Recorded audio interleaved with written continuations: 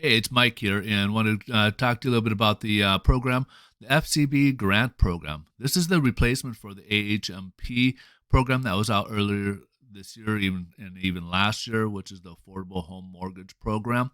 That grant had given out $25,000, and then because they were running low on funds, they did reduce it down to $15,000, and then they did run out of funds earlier this year, which was around fall of 23. They did come out with this program and marketed and made some changes on the program. So let's go over the new changes and the revisions. And again, this will be replacing the AHMP Affordable Home Mortgage Program, and now called the FCB Grant Program. What is the FCB grant? Well, it's a closing cost assistance program offered to underserved applicants who purchase and select FCB CRA assessment areas. So this is a key piece here, primarily because what we've been experiencing with these folks is that if they see a file that they deem that underserved or don't need the assistance, they're not going to give the funds to it. Even though they got the guidelines for the most part really kind of fit there, they're not going to offer it to those. So the key things they're looking for in a file is that a person's not putting more than 20% down, and they're not have more than 6 months reserves. So these are, if you have more than that, they may deem you not underserved and not needing this program. Let's go on. Maximum grant program amount is up to $15,000 per loan. The funds do not have to be repaid and are not a lien. That's to be stressed out. So this is kind of like icing on the cake, so to speak, so that you have a full file. You submit it. You could use the funds, but you fully qualify based without the funds, and you're not going to. And what they will do is the grant funds will be issued in the form of a lender credit. So once they qualify you and deem you qualified, they will go ahead and apply up to $15,000 on the grant program. So we'll touch on the base, what determines that, how you get up to $15,000 in just a moment. And this is available on the FCB's conforming, which is only the basic conforming. This does not include high balance conforming loans, only the very basic conforming limits. FHA, and the FHA, they will actually go up to high balance, and their community opportunity loan program. This is a special low down payment program that they offer as well. FCB stands for First Citizens Bank, for your information. So that way we're full disclosure as to who this lien is. They only work with a handful of brokers, so not everybody has access to this or can offer this type of program. We're fortunate to have the partnership with FCB and be able to, through them, we're able to offer this program to folks who qualify. So let's move on here. What are the qualifications? Well, the program needs to be needs-based and is underserved applicants, as we had kind of stressed before. It's only on purchase transactions. The subject property must be in one of the FCB CRA assessment areas, and we'll touch on that, where you can find these areas. And you'll be surprised, there's a lot of these areas that do qualify. Borrowers must meet qualifying income limits.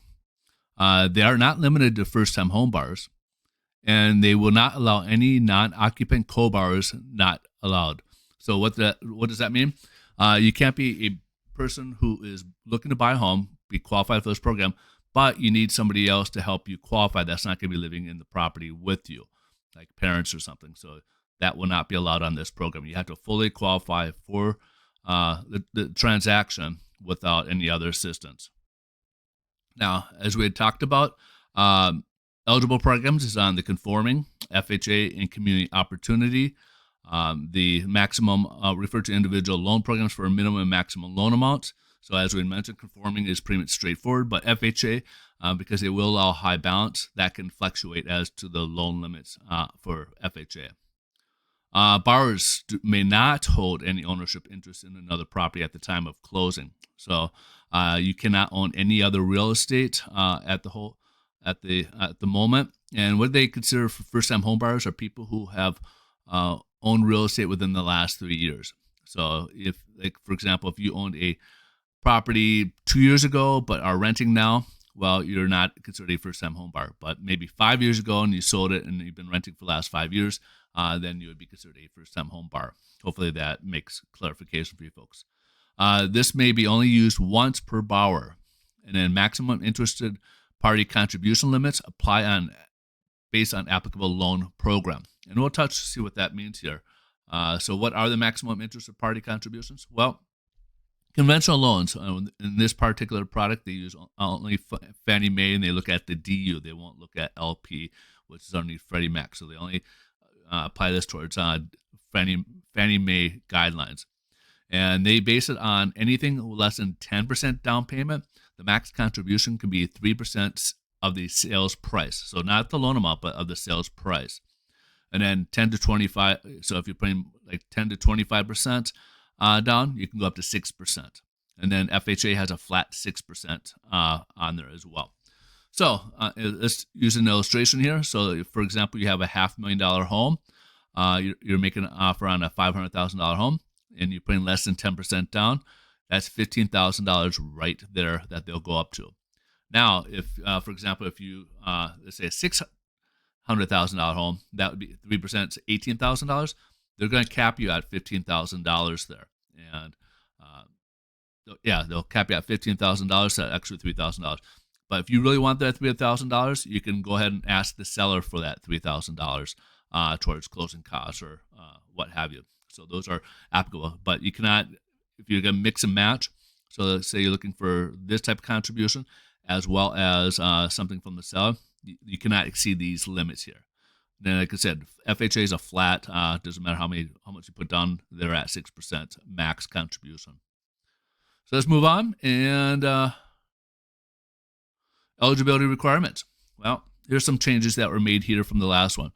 The subject property must be in one of the below allowable areas. So in one of these in these counties, essentially what the new additions are, this was strictly a Southern California product. Now they added some Northern California counties as well as added some Massachusetts counties.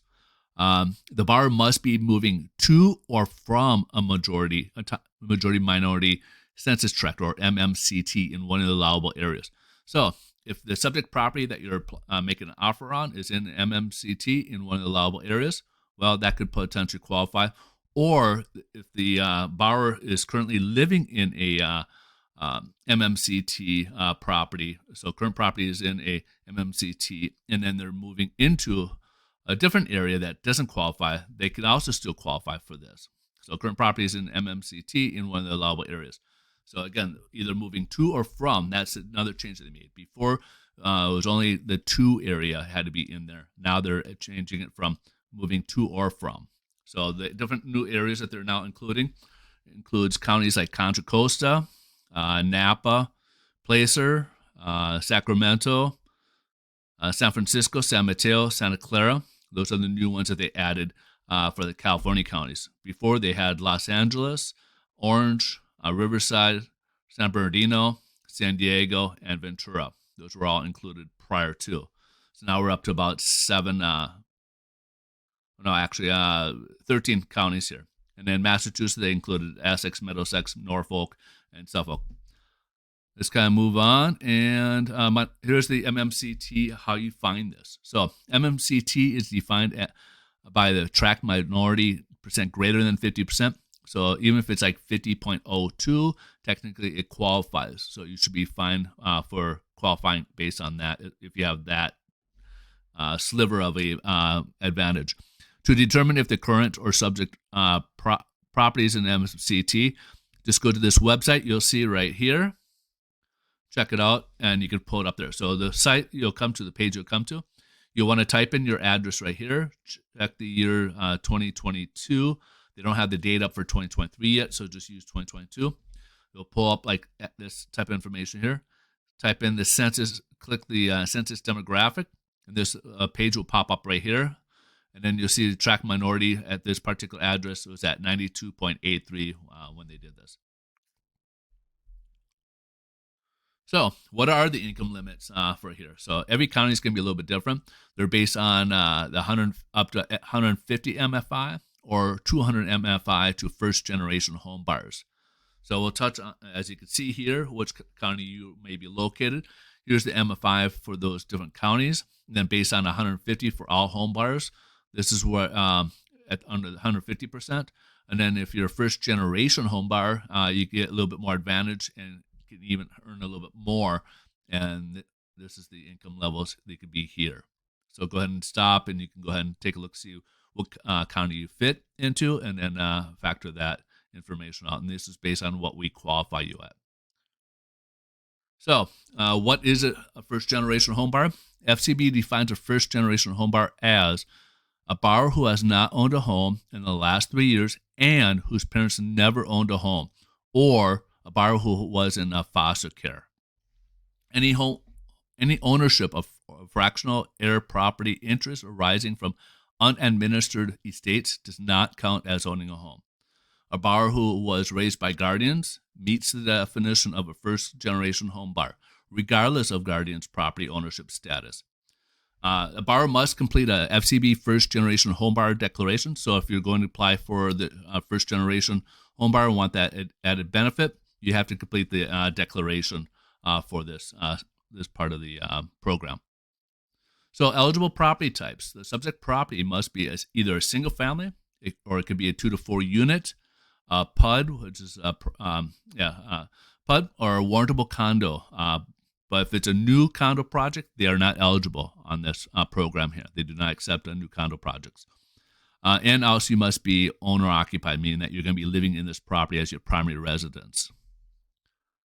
Let's move on to how are the FCB grant funds applied. So let's say you get qualified and you want to go ahead and receive these grants. It's going to go in a specific order. So it's going to take off cover your closing costs, and then it'll go towards your prepaid taxes and insurance. If there's enough money towards it, they'll also cover any discount points, which is basically points you want to reduce the rate on the mortgage. So it'll help cover that. Then again, if there's anything left, you could potentially pay your upfront mortgage insurance premium. So it has to be a full amount. It cannot cover only a part of it. So let's say, for example, you on your upfront mortgage insurance and you're doing FHA, and it equals, let's say, $10,000, but you only have $5,000 left after paying off all these other items here up front. They will not allow that. So that if there's any $5,000 remaining, it's just going to be wasted and not go anywhere. So in that type of situation, you're going to probably want to try to reduce your discount points even further with the remaining funds, as that will not be permissible, and it will only kind of be not used. It won't be coming back to you in any other format. So what are the restrictions for this grant? The FCB grant may not be used for the following. So a borrower's minimum requirement is required investment, MRI. So as we had stated, you have to fully qualify for the program without even thinking about this program. So you have to fully qualify, meaning you have to meet your debt to income ratios. You have to have the money that you're going to bring in for down payment. And your closing costs, you have to have the money meeting for reserve requirements. So you have to have all those factored in there. This cannot be any alteration. This is, again, just something that it's like a bonus for you to receive, assuming that you qualify all the different factors in here. This may not be applied as a principal reduction, may not be used towards reserves. And it may not be used to pay off any debt collection accounts, escrow shortages, or missed mortgage payments or judgments. May not be used to pay non-realty or personal property items, chattel, that the borrower agrees to pay for separately. So if you got something that's a personal property to be included with the sale of the property, this cannot be used to help pay towards that. May not be used to pay real estate agent fees or realtor commissions. May not be used to pay for repairs and improvements or any portion paid by the borrower that cannot be financed into the mortgage, nor any part of the borrower's total cash requirements, and may not pay for seller's state and local transfer taxes. So, if you're seeing this video during the holidays, they are offering a holiday special on this. On top of this, so they're giving some great, as you can see, up to $15,000. But they're also offering a holiday special until further notice. They're not going to give. They haven't yet set a expiration date on this, but they're giving a discount on conforming purchase loans up to 0.25% to the rate. So not just a quarter point like pricing, but actually towards the rate. So let's say we qualify you and we're going to get you at 6.5%. As an example, they will reduce it to 6.25%. So this is a great opportunity to be able to dig in and be able to accept a nice dip in the rates, and hopefully this will be helpful. If you guys got any if you have any further questions about this program, please feel free to reach out to me anytime. I'm here to help you guys, and best of wishes and happy holidays. Thank you so much for your time. Bye-bye.